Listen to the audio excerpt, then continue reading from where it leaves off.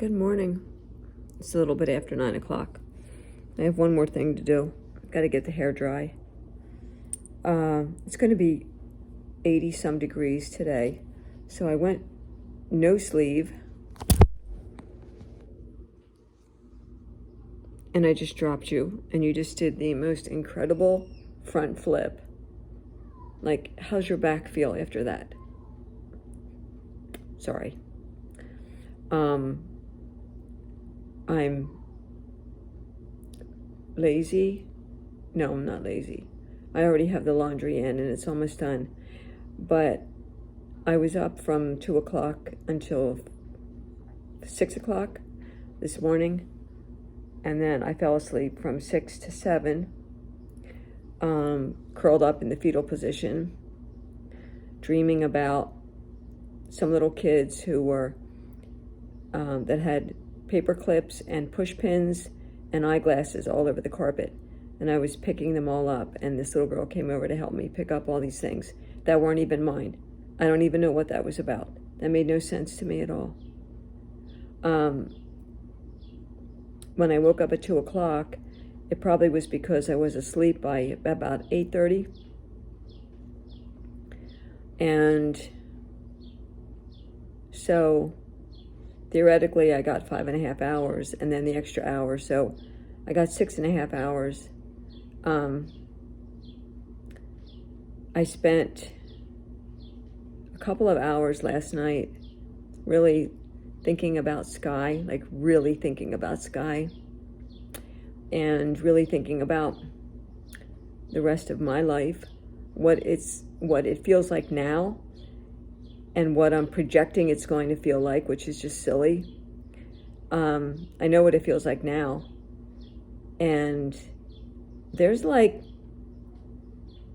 no one, there's kind of like no one here, you know, like I don't have family to speak of. I have my one son, and that's, you know, we're working on communication, so that's getting a little better. So that's good. But that's about it. And I have my 2 older friends, but one is not doing well with severe pain. And I don't know, I was really feeling it in the middle of the night. How do I get back into society? How do I get into society? Not even back into, because I never was a part of society anyway, other than when I was working, and then I would go into work and talk to who I had to and leave work, and that was that. And I kept to myself with Sky. So it was a long night. I didn't like it. I didn't like the feeling. I struggled with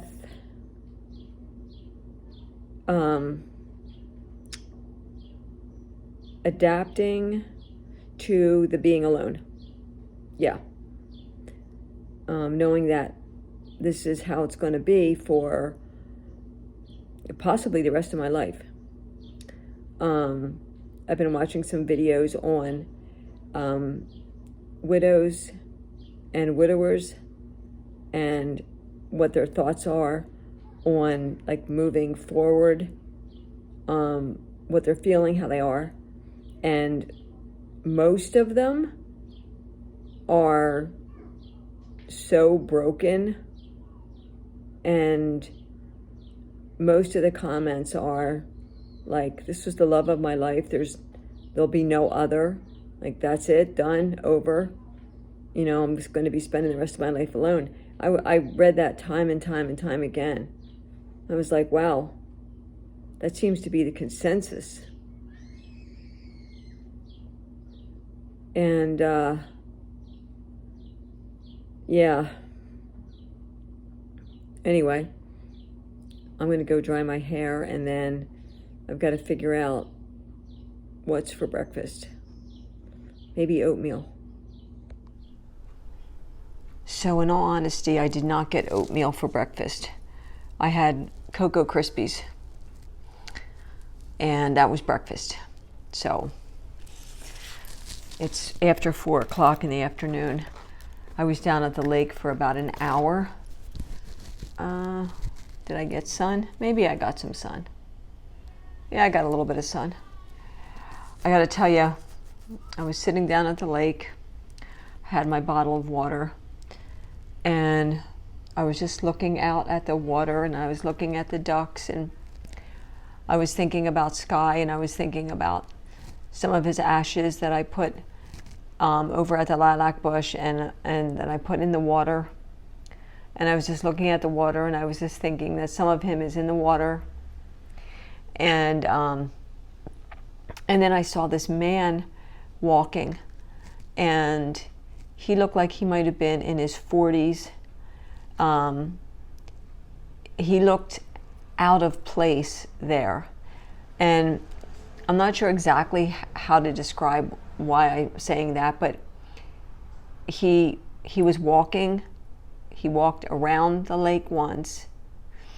He had blue jeans on and kind of like boots. And he looked so pensive. He was so deep in thought. And you could just see this sense of sadness in him. I could feel it. I'm such an empath. And he walked around once, and then he walked over to where this little bridge area is, where you could it's like a little cement wall. And he just sat there, and he was just sitting there looking out at the water, just watching the water. And I thought, man, he's going through something. He's going through something. It was so obvious. It just brought to my attention that so many of us are going through something. Here's the card for the day. Work like you don't need the money. Love like your heart has never been broken. And dance like no one is watching. And the action is embrace your authentic self and enjoy everything that you do today. I've had a rough day. I had a rough night. I'm not going to lie. I said yesterday, I'm going to have days. And sure as heck, when I woke up in the middle of the night, I was feeling it. I was feeling the emptiness, the loneliness. I was feeling the quiet. And I was missing my man hard. And by about 4 a.m., I was like desperate to call somebody, anybody, just to hear a human voice. But I didn't. I didn't call anyone. But I was feeling it. And it stayed, and it's still with me. It's still with me. I want to show you, I opened up one of my diamond arts, and this is the one I'm going to do first. My little fairy girl. And it looks like there's 15 colors. 15 colors in this one. So that should be fun to do. I got to get a tissue.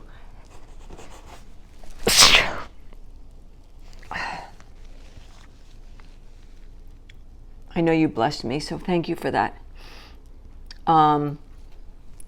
This is my season of sneezing since probably April. They just come.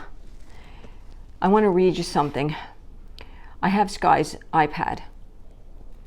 Sky was notorious for putting notes in his note section.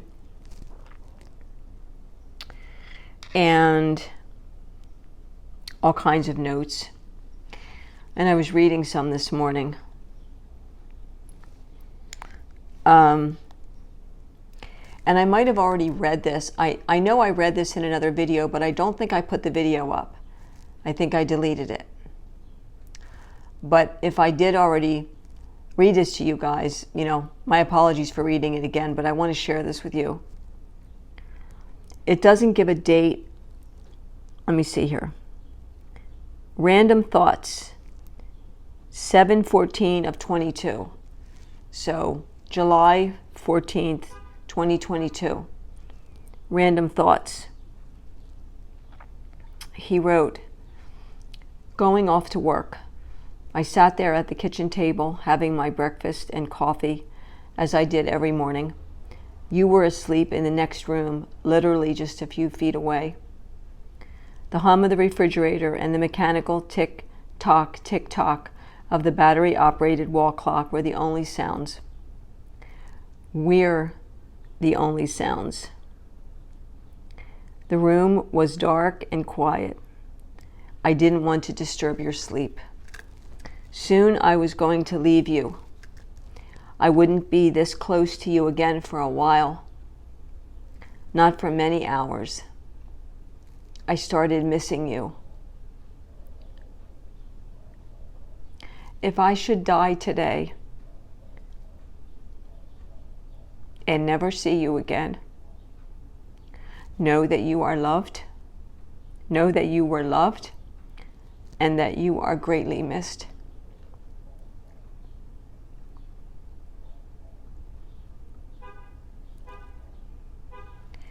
May the events of our day bring us back to each other, back into each other's arms, back into each other's safekeeping.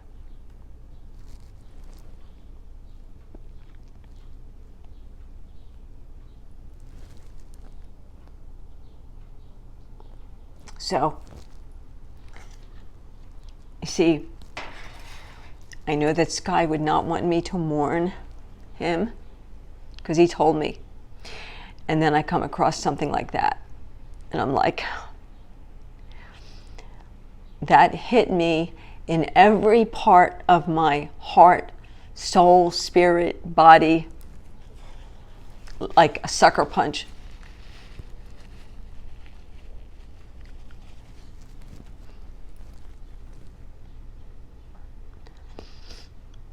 I miss him so much. And I'm doing my best to get through my days, to find some joy, to find some happy moments, and to not spend them crying or, falling apart.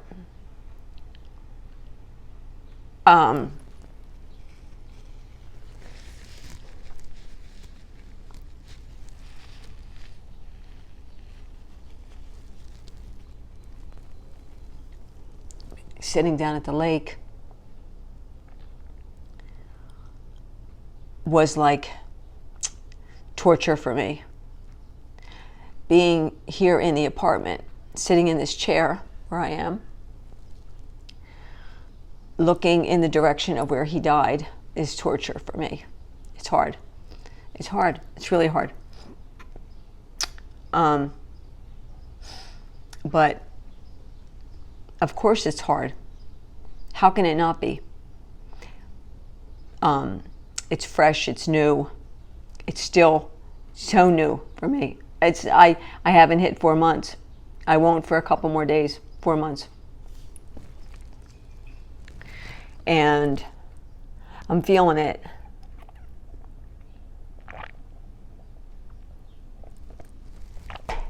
I watched Kelly DeMarco's video yesterday on legacy. Tap into Kelly Isabel DeMarco. Show her love. Subscribe to her channel. She is an amazingly deep thinker. And her and Tim bought a farm to farmstead. And so she's thinking on, does she keep the farm? Does she not keep the farm? And it's an interesting video. They're not long videos, but they're worth your time. They're worth your time whether you've lost someone or not, because she's very well spoken. And I enjoy her. Like she could be a best friend. Like I just enjoy who she is as a person. And she talked about being hit with this deep moment of grief. And that's the thing about losing someone, is that you're okay, and then it hits you. Like it might be a minute, it might be an hour, it might be a day, it might be a second. And So she talked about legacy and Tim's legacy, and she's rolling around what she should do as far as the farm goes. Keep it or not keep it.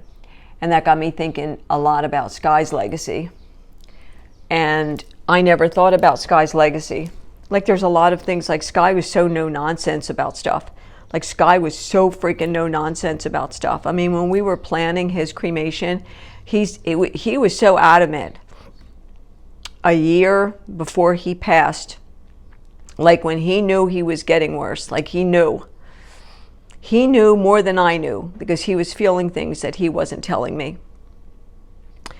And he said, and this is very unusual for him to be so insistent, we've got to get to an attorney, we've got to get a will for me, we've got to get a will for you, we've got to get health directives, we've got to get power of attorney for you to have power of attorney over me, because things are changing and I want to get this done while I'm sound. And so we did, and we got all his stuff done, and for me, we got my will and we got my health directive. And so even in that, Sky was like, no nonsense, everything goes to Poet, like what little bit he has, his collectibles. And then, he said to me, give to the kids what they want, because he knew I would. And so there was no life insurance or anything like that.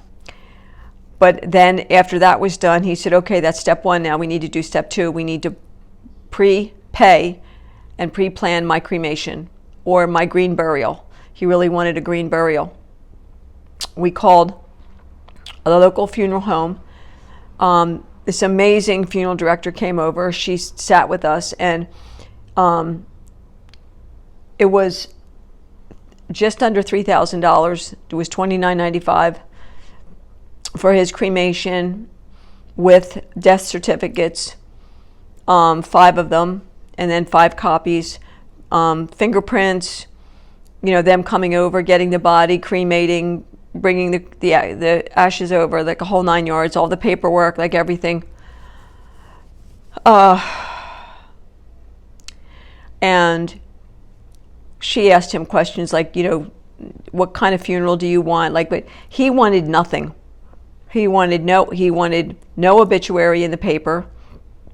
He wanted no viewing. He didn't want anyone to see him after he died. Like, he knew he was going to die at home. He knew I was going to be with him, but he wanted no one else to see him after he died. And he didn't matter to him what he was wearing when he went in the furnace. He said, what do I care? She asked him, is there something specific you want to wear? He's like, he laughed, like, I don't care. I don't care. Whatever burns easily, he didn't care. He said to her, can you drag me up into the woods, any woods, and just let my body there? Like, that's what he wanted. But can't do that in the state of Pennsylvania, because he wanted to go back to the earth very naturally. And so then it was cremation was the next choice, because he said no regular burial, no casket, no coffin, no in the hole, no hole dug, no granite stone on top, no. He said, I don't want to be buried the way my family is all buried. No. And so it was like nothing. Like, he said, when I die, I die. You come get me, you put me in the furnace, you give Poet the ashes. End of story. End of story. So there is a obituary, a legacy online. And then I have like all the paperwork, I have his ashes, I have all that. But he was very no nonsense. And so when I think of his legacy and I think of who he was and what was important to him, like, what can I carry on? And with who? He was a bonsai tree master. He couldn't wire and grow trees here in Pennsylvania because they just didn't grow well in our climate. And so I have his bonsai books. He was an archaeologist way back in the day, long before I knew him, long before his children were born. And he has some like little artifacts that he dug up on his own, and some stones that he collected, and I gave some of those to his sons, and I have some here. His